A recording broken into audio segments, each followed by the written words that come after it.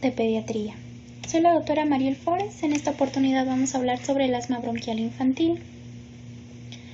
Existen varias definiciones sobre el asma bronquial infantil, entre ellas podemos citar las siguientes: enfermedad inflamatoria crónica de la vía respiratoria distal, un trastorno inflamatorio crónico de las vías aéreas de etiología multifactorial, una enfermedad crónica e inflamatoria de las vías respiratorias que se caracteriza por obstrucción reversible o parcialmente reversible de estas, además de hiperrespuesta a diferentes estímulos, que se caracteriza clínicamente por la tríada tos, disnea y sibilancias.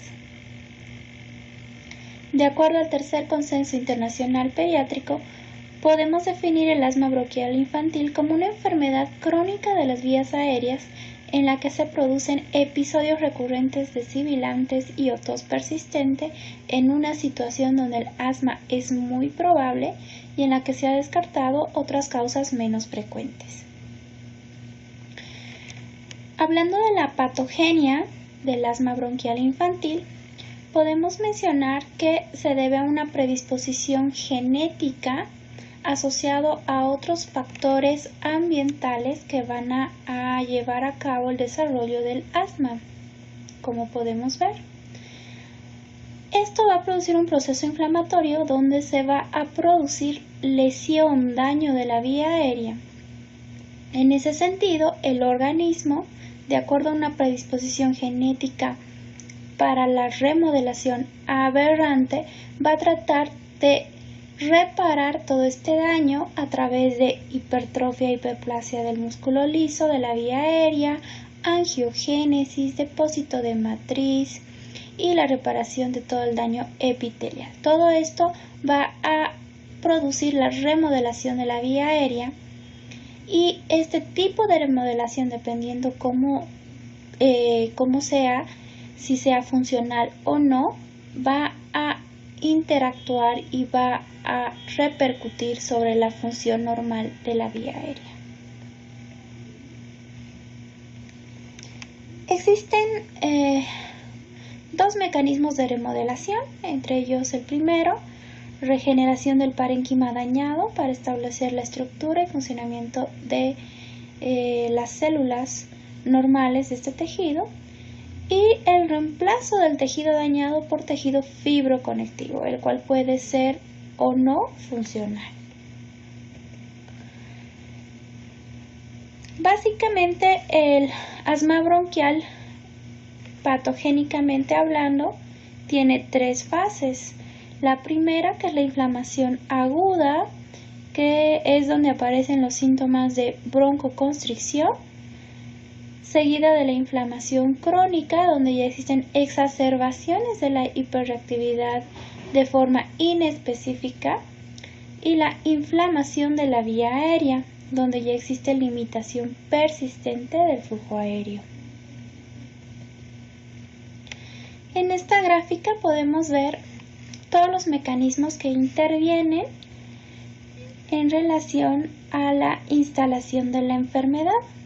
Como habíamos mencionado, pues los alergenos van a activar el sistema inmunitario, de tal forma que células presentadoras de antígenos, como ser los macrófagos y células dendríticas, van a presentar y activar a las células T helper 2 y a la vez esto va a activar a otro tipo de células, entre ellas los neutrófilos, mastocitos y eosinófilos. Por otro lado, existe activación nerviosa. Y esta activación es de tipo sensitiva, que va a producir un reflejo colinérgico, y esto va a perpetuar la broncoconstricción. Además, como habíamos mencionado, existe una angiogénesis, y respecto a esto va a existir vasodilatación y fuga de plasma, presentándose el edema. Por otro lado, existe hipersecreción e hiperplasia de la mucosa, que esto va a producir producción de mayor moco, va a producir un tapón mucoso, y esto va a exacerbar todavía aún más la broncoconstricción. Además, existe descamación epitelial, donde va a aparecer una fibrosis subepitelial. además de hipertrofia e hiperplasia del músculo liso de la vía aérea. En esta gráfica podemos ver cómo las células del sistema inmune a través de las neurotrofinas van a activar a las neuronas sensitivas a nivel del tallo cerebral y médula espinal. Estas van a secretar neuropéptidos que van a incrementar aún más la respuesta de las células del sistema inmune. Y en esta gráfica básicamente es el resumen de todo este mecanismo en relación a la presentación de este cuadro. Como habíamos mencionado, el factor principal es la activación de las células inflamatorias. La activación de las células inflamatorias va a producir liberación de mediadores inflamatorios y de citocinas. Estos mediadores inflamatorios van a activar la secreción de mucosa y por ende la instalación de la broncoconstricción y además van a incrementar la permeabilidad vascular produciéndose mayor edema. Todo esto va a perpetuar a un reclutamiento de las mismas células inflamatorias que va a perpetuar la activación de otras células de la inflamación. Las citocinas y mediadores inflamatorios, como habíamos mencionado, van a actuar también en relación a la hiperactividad bronquial y por otro lado van a intervenir en lo que es la disminución de la apoptosis de estas células, con activación de fibroblastos y macrófagos, van a intervenir en la proliferación de músculo liso y glándulas mucosas, en la angiogénesis y activación y descamación de células epiteliales. Todo esto para una reparación tisular y la remodelación, que como habíamos dicho, este tipo de reparación suele ser aberrante para que se lleve a cabo la enfermedad. Y en este cuadro, que lo podemos obtener en el libro Tratado de Nelson de Pediatría, en esta gráfica es un resumen de todos los factores que intervienen para que se lleve a cabo la patogénesis de esta enfermedad. Como habíamos mencionado, es importante la predisposición genética, ya sea inmune, pulmonar o en la misma reparación. Y esto sumado a ciertos factores ambientales, entre ellos alergenos, infecciones, microbios, contaminantes, el mismo estrés, van a intervenir en el desarrollo inmunitario innato y adaptativo. Todo esto, como pudimos ver en las gráficas previas, va a llevar a cabo la lesión de las vías respiratorias inferiores. Esto por medio de infecciones respiratorias virales, aeroalergenos, la hipertensión arterial o ciertos contaminantes tóxicos. Y por otro lado, el organismo en respuesta va a tener una reparación aberrante donde va a haber la inflamación persistente, la hiperreactividad bronquial, la reestructuración, crecimiento y diferenciación de la vía respiratoria y todo esto va a instalar esta enfermedad que es el asma. En esta gráfica podemos ver el corte de un bronquiolo donde se observa acá el cartílago. Podemos ver hipertrofia del músculo liso, además de la fibrosis subepitelial. Y acá el tapón mucoso obstruyendo la luz de la vía aérea. Ahora bien, existen dos tipos de asma infantil, el de la sibilancia recidivante y el asma crónica. La sibilancia recidivante se caracteriza porque aparece al principio de la infancia, desencadenada principalmente por infecciones virales y que suele resolverse durante los años preescolares o primeros años escolares. Por otro lado, el asma crónico está asociado a alergia y persiste en fases posteriores a la infancia o puede permanecer durante la vida adulta.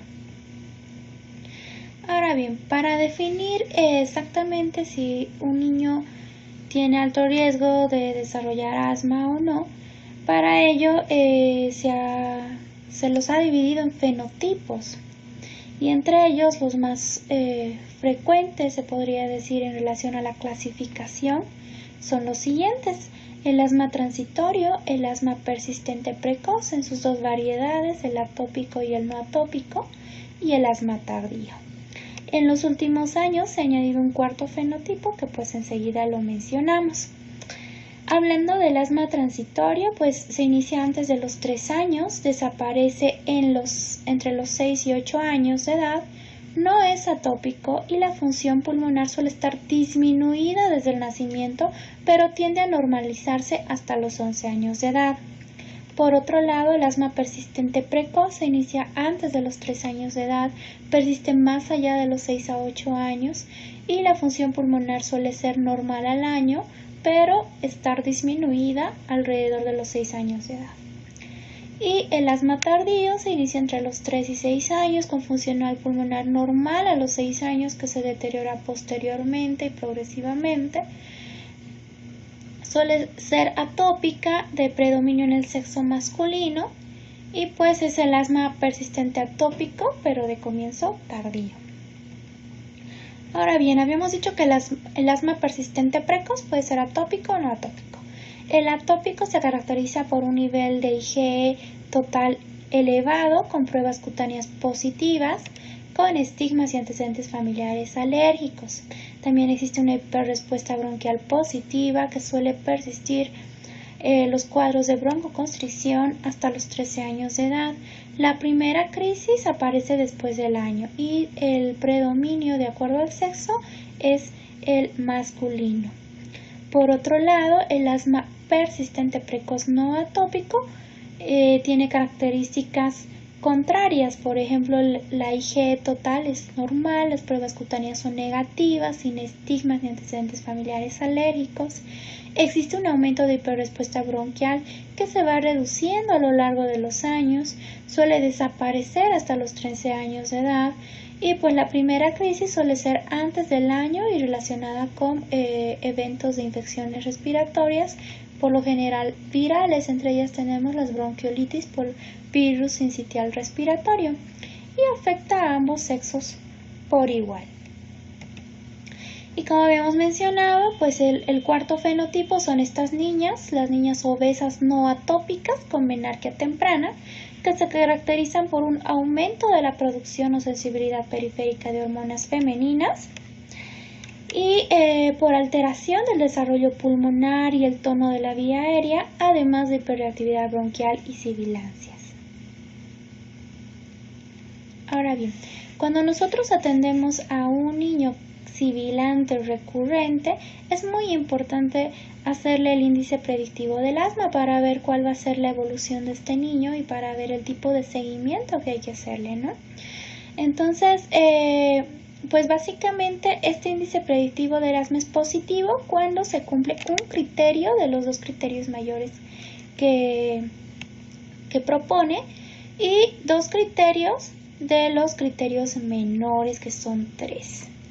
Pues los criterios mayores son los siguientes: el diagnóstico de asma en los padres, el diagnóstico de dermatitis atópica, y los criterios menores, la presencia de rinitis alérgica a los 2-3 años de edad, sibilancias no relacionadas con procesos respiratorios virales y eosinofilia en sangre periférica igual o mayor al 4%.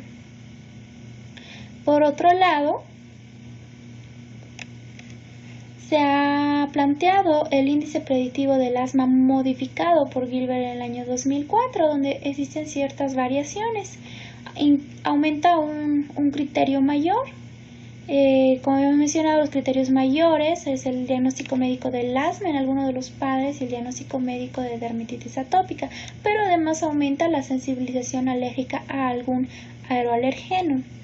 Respecto a los criterios menores, hay un poco de variación. Mantiene lo de las sibilancias no relacionadas con procesos respiratorios virales y la eosinofilia en sangre periférica igual o mayor al 4%, pero lo que aumenta es este otro criterio, que es la alergia a las proteínas de la leche, el huevo o frutos secos. Ahora bien, existen factores de riesgo para que se produzca esta enfermedad, como hemos mencionado, los factores genéticos y también los factores ambientales. Entre los factores ambientales tenemos ciertos alergenos como los ácaros, hongos, las infecciones respiratorias, la contaminación atmosférica, el hábito de fumar en los progenitores y el antecedente de lactancia materna o no. Ciertas condiciones de la vivienda también se debe tomar en cuenta. Entonces, el diagnóstico del asma básicamente se lo va a hacer en 4 pasos. Primero, la historia clínica y la exploración física sugerente, que es el diagnóstico clínico. Luego, la demostración de la obstrucción al flujo aéreo, que debe ser reversible, completa o parcialmente, de forma espontánea o con fármacos, que es el diagnóstico funcional.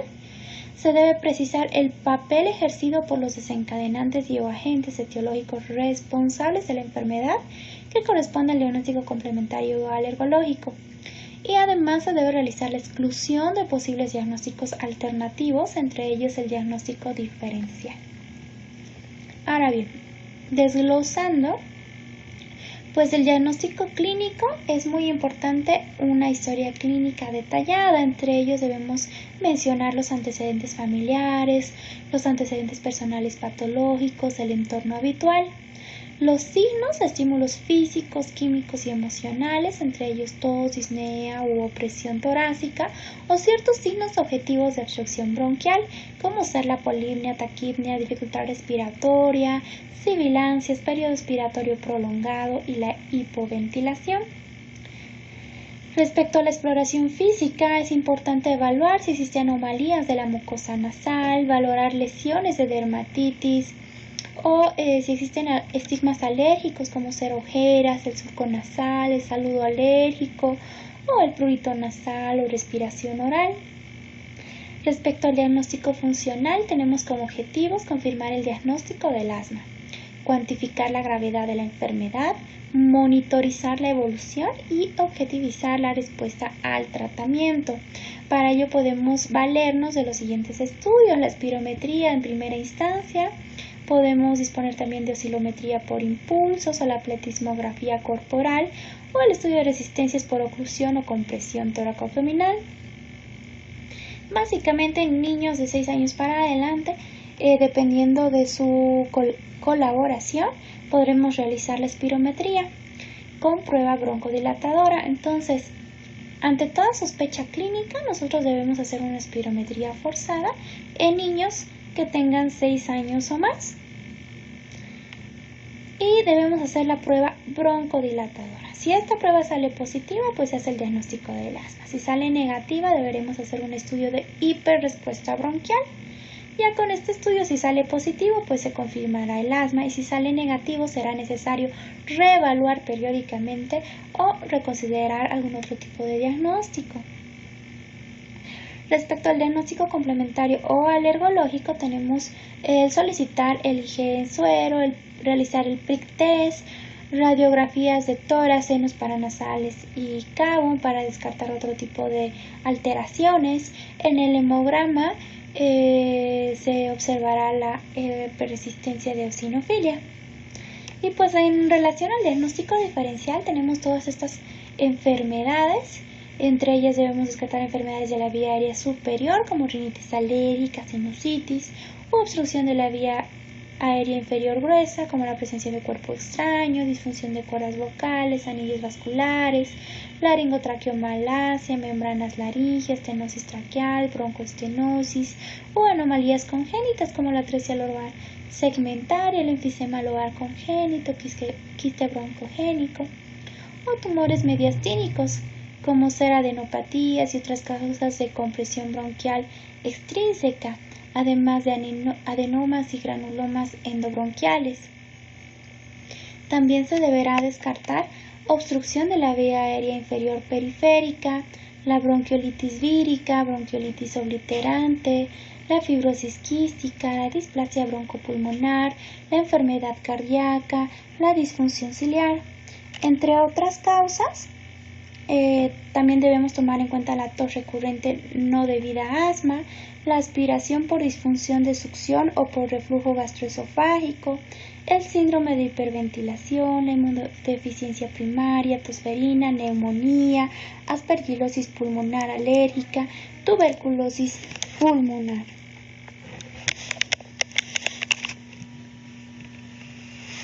Ahora bien, hablando de la clasificación del asma, de acuerdo a la gravedad se puede clasificar en asma episódica ocasional, asma episódica frecuente o también el asma persistente moderada y el asma persistente grave, dependiendo las características de su evaluación tanto clínica como funcional, pues vamos a poder distinguir esta clasificación.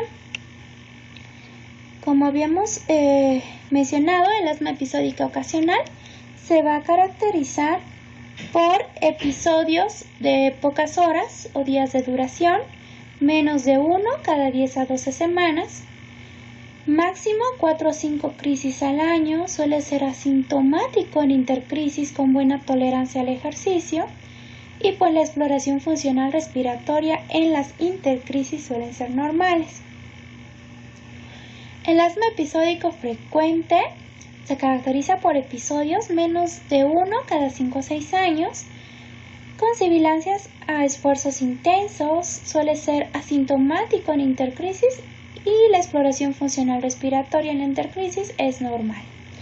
El asma persistente moderado se caracteriza por episodios más de 1 cada 4 o 5 semanas. Los síntomas suelen ser leves en intercrisis. Las sibilancias suelen presentarse a esfuerzos moderados con síntomas nocturnos menos de 2 veces por semana. La necesidad de beta-2 agonistas suele ser menos de 3 veces por semana, con una exploración funcional respiratoria en la intercrisis donde muestra un flujo expiratorio máximo mayor al 70% del valor de referencia, con una variabilidad entre el 20 al 30%. Asimismo, el asma persistente grave se caracteriza por presentar episodios frecuentes con síntomas en intercrisis, sibilancias a esfuerzos mínimos, síntomas nocturnos más de 2 veces por semana con necesidades de beta-2 agonistas más de 3 veces por semana. La exploración funcional respiratoria en las intercrisis muestra un flujo expiratorio máximo menor al 70% del valor de referencia con una variabilidad mayor del 30%. Ahora bien, otro tipo de clasificación del asma es de acuerdo al control. Se la puede clasificar en bien controlada, no bien controlada y mal controlada. Ahora existen también patrones de tratamiento, los que son fáciles de tratar, donde está bien controlada con niveles bajos de tratamiento controlador diario. Las difíciles de tratar, bien controlada con múltiples tratamientos controladores o niveles altos de ellos. Los exacerbadores, que suele ser bien controlada, pero que continúa con exacerbaciones graves. Y la refractaria, donde continúa con el asma mal controlado a pesar de múltiples tratamientos controladores y niveles altos de ellos. En estas gráficas podemos observar las características clínicas y los riesgos que tienen de acuerdo a la edad y el tratamiento básicamente, ¿no? Entonces acá podemos observar que hablando de la intermitente, del asma intermitente, pues el manejo solo será broncodilatadores de acción corta, ¿no? Y esto en los casos en que solamente lo requiera. En la leve persistente se utilizarán niveles bajos de corticoides inhalados. En la persistente moderada se utilizará dosis medianas, moderadas de corticoide inhalado o un pequeño curso de corticoides vía oral. Y en la persistente severa se utilizará dosis medianas de corticoides sistémicos inhalados y también se deberá considerar el curso corto de corticoides vía oral. Por otro lado, comparando el manejo en relación a los niños entre 5 y 11 años, podemos ver que la intermitente se continúa manejando igual, al igual que la persistente leve y la persistente moderada. Sin embargo, la persistente severa puede incluir, además de las dosis moderadas del corticoide sistémico inhalado, un antagonista, un beta-2 agonista, pero de acción prolongada, ¿no? Esa sería la diferencia. Y entre los niños que pues que tienen más de 12 años, pues la única diferencia sería que en la severa persistente requieren altas dosis de los corticoides inhalados sistémicos, además de lo que habíamos mencionado, los beta-2 agonistas de acción prolongada, ¿no? Ahora bien, hablemos de las crisis asmáticas, que es lo que por lo general nosotros nos enfrentamos en una sala de urgencias. ¿Qué es una crisis asmática? Es un episodio agudo de obstrucción al flujo aéreo que se expresa como sensación de pecho apretado, aumento de la intensidad de la tos, sibilancias y polinemia.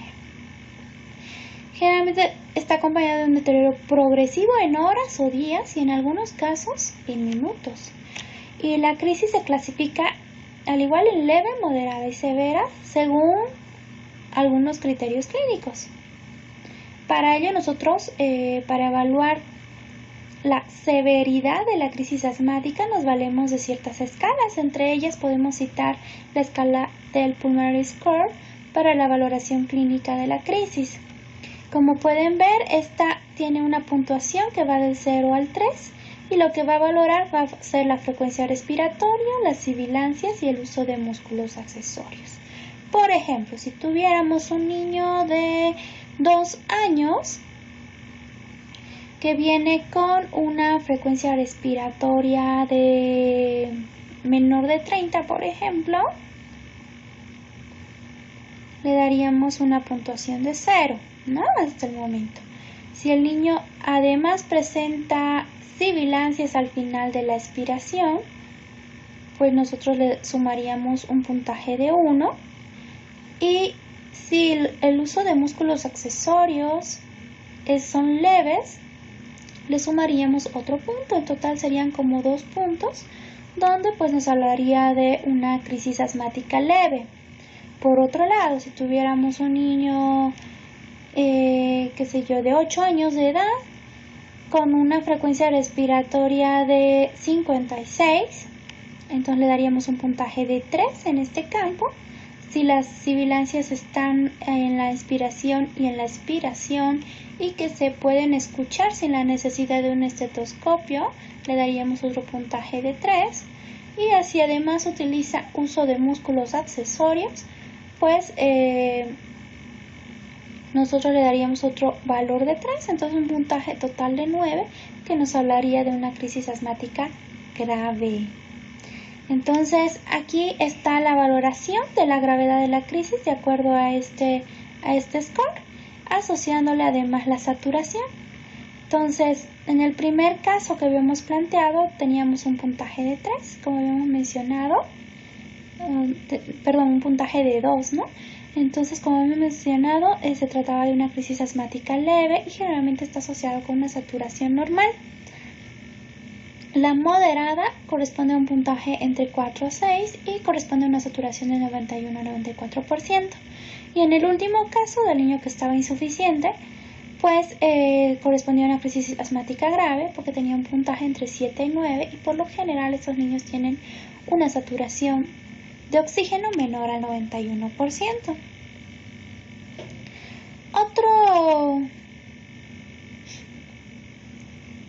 Otra escala que podemos mencionar, pues es esta, la modificada de Gina en niños menores de 6 años, donde la clasifican en leve y grave y toma en cuenta estos otros datos: la alteración del estado de conciencia, la saturación de oxígeno antes del tratamiento, si logra pronunciar frases o palabras, si existe cianosis central, la frecuencia cardíaca y la intensidad de las sibilancias. De acuerdo a eso, lo divide en leve y grave. Ahora bien, lo más importante de realizar la clasificación es que esto nos permite saber qué tipo de manejo realizar.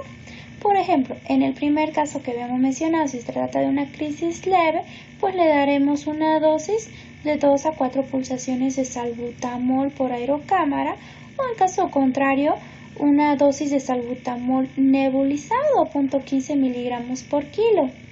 Revaloraremos en 15 minutos, si no mejorara, repetiríamos la dosis y seguiríamos observando. Si mejora, pues ya le damos de alta con las recomendaciones de administrar beta-2 agonistas dentro de un plan, ¿no?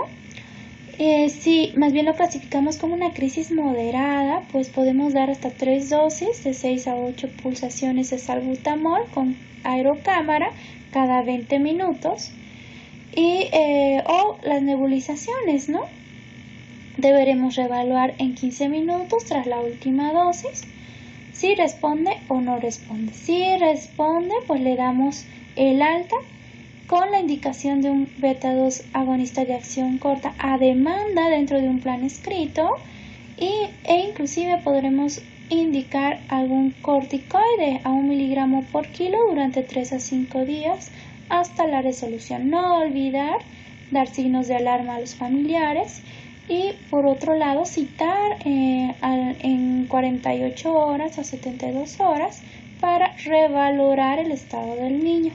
Ahora bien, si se trata de una crisis grave, pues por lo general habíamos dicho que estos niños tienen saturaciones por debajo del 91%, entonces deberemos administrar oxígeno, debemos aplicar la medicación que corresponde, que son 3 dosis de nebulización a 0.15 miligramos por kilo o 250-500 microgramos de bromuro de ipratropio, ¿no? Más salbutamol.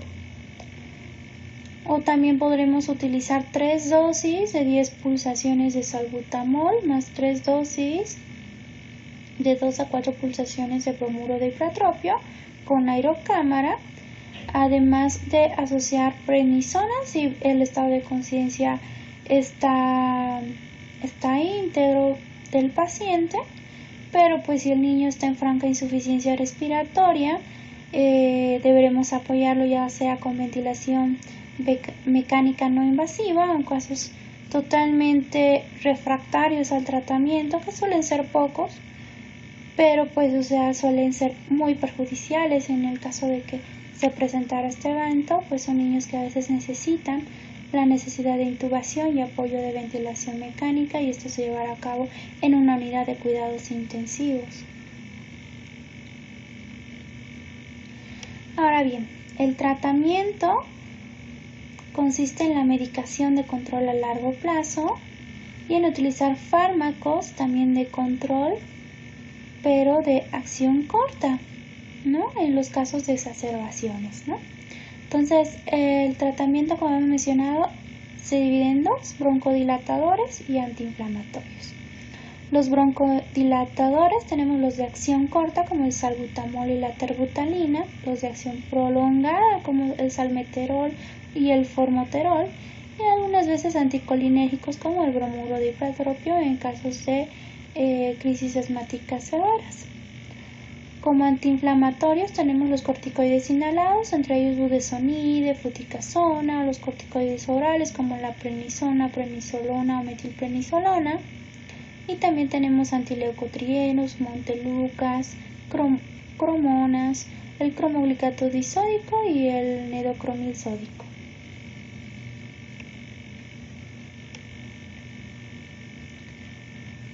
Y aquí está la clasificación de las crisis asmáticas y el tipo de beta-2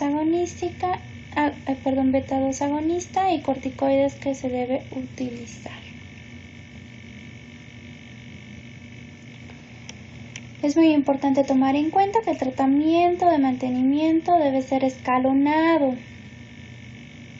Es decir, que debemos comenzar primero con la medicación de rescate a demanda ante cualquier primer episodio, con broncodilatadores de acción corta. Si ya con esto en el siguiente control no mejorara, pues ya vamos a utilizar glucocorticoides a dosis bajas con los broncodilatadores de acción corta.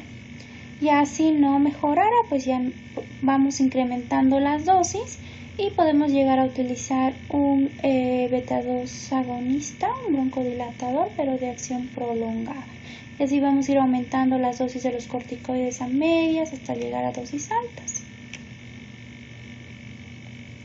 Ahora bien, vamos a hacer la evaluación de este tema. Entonces, se deberá seleccionar la respuesta, en este caso, la respuesta que corresponda a la definición del asma bronquial.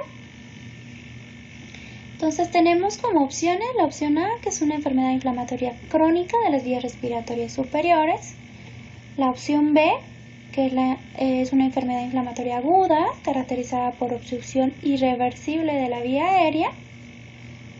C, una enfermedad crónica de las vías aéreas en las que se producen episodios recurrentes de sibilantes y otos persistentes. Y la enfermedad crónica de las vías aéreas en las que se producen episodios recurrentes de sibilancias exclusiva de adolescentes. Tómense 5 a 10 segundos para responder.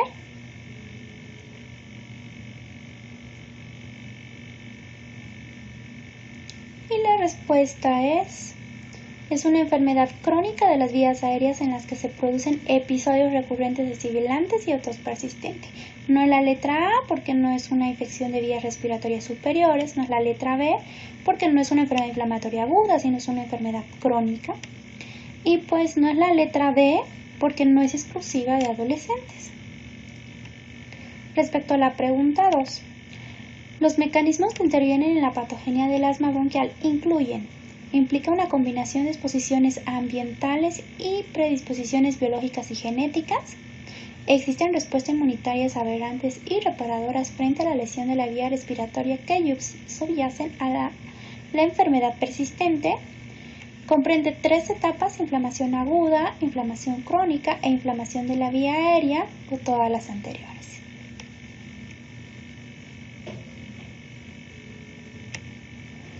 Pues la respuesta es todas las anteriores, todas corresponden a la patogenia del asma bronquial. Pregunta 3. ¿Cuál de las siguientes afirmaciones es correcta? Los fenotipos sibilantes son los siguientes: asma transitorio, asma persistente precoz y asma tardío. El fenotipo asma transitorio se divide a su vez en atópico y no atópico. El asma tardío se inicia en la adolescencia y es frecuente en mujeres. El asma persistente precoz no atópico se caracteriza por presentarse después del año de edad y tener predominio en mujeres y persistir a los 13 años de edad.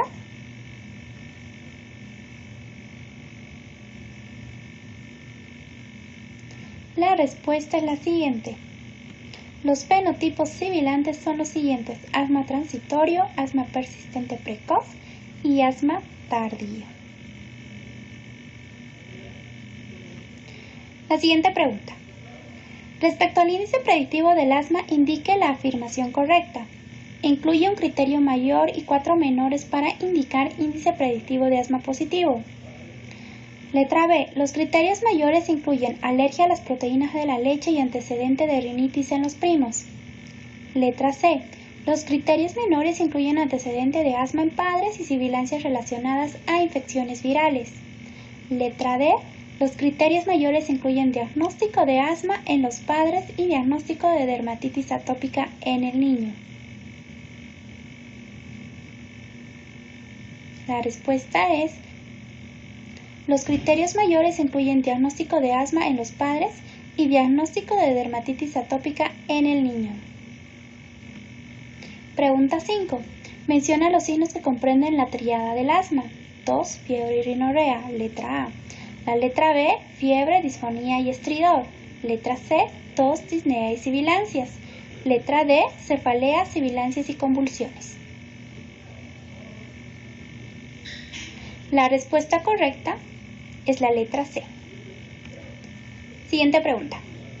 Mencione la respuesta incorrecta. El asma, de acuerdo a la gravedad, se divide en asma episódica ocasional, asma episódica frecuente, asma persistente moderada y asma persistente grave. El asma, de acuerdo al control, se clasifica en bien controlada, no bien controlada y mal controlada. Letra C. El asma persistente grave se caracteriza por episodios frecuentes, síntomas en intercrisis, sibilancias a esfuerzos mínimos, necesidad de beta-2 agonistas más de 3 veces por semana, síntomas nocturnos más de 2 veces por semana y flujo expiratorio máximo menor al 70%.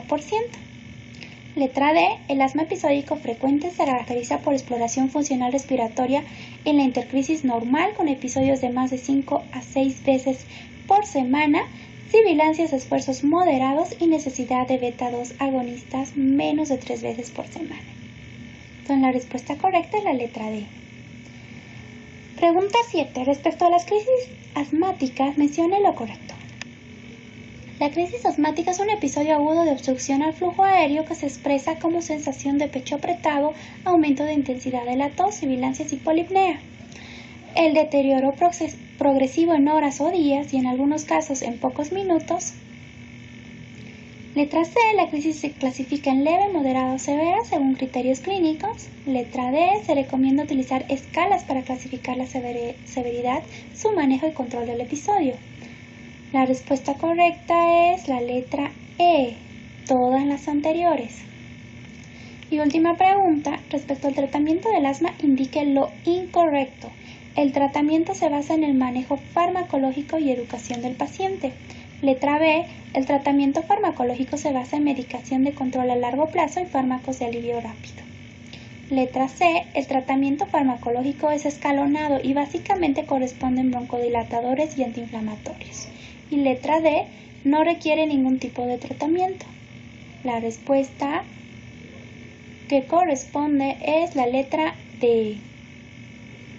Bueno, fue un placer compartir con ustedes. Espero que les haya servido la revisión de este tema y pues estamos acá para poderles dar todo el apoyo que necesitan. Muchas gracias.